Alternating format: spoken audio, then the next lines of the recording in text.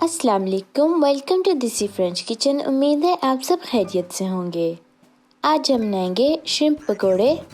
Ingredients में आपको चाहिए सबसे पहले मैरिनेशन के लिए 150 ग्राम श्रिम्प्स, 1 टीस्पून कुटा हुआ लहसुन, 3 चुटकियाँ नमक की, 1/4 टीस्पून काली मिर्च का पाउडर, आधा टीस्पून ड्राइड थाइम।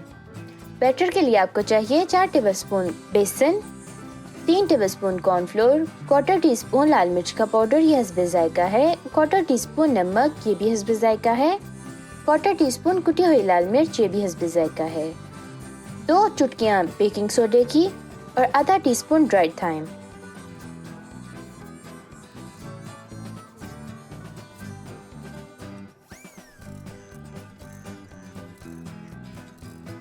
बिस्मिल्लाहिर्रहमानिर्रहीम। सबसे पहले हम मैरिनेशन के सारे इंग्रेडिएंट्स अच्छी तरह से मिक्स कर लेंगे।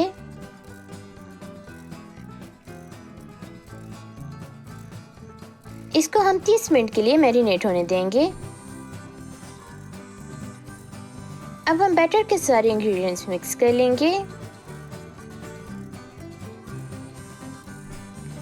इसमें हम थोड़ा थोड़ा करके पानी डालेंगे और इसको अच्छी तरह से मिक्स कर लेंगे जब तक जो हमें बैटर की कंसिस्टेंसी चाहिए वो हो नहीं जाती।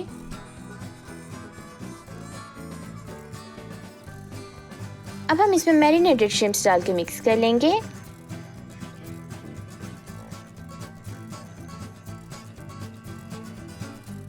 एक चम्मच की मदद से छोटे पोर्शंस इस मिक्सचर के हम डीप फ्राई कर लेंगे दरमियानी आग पे।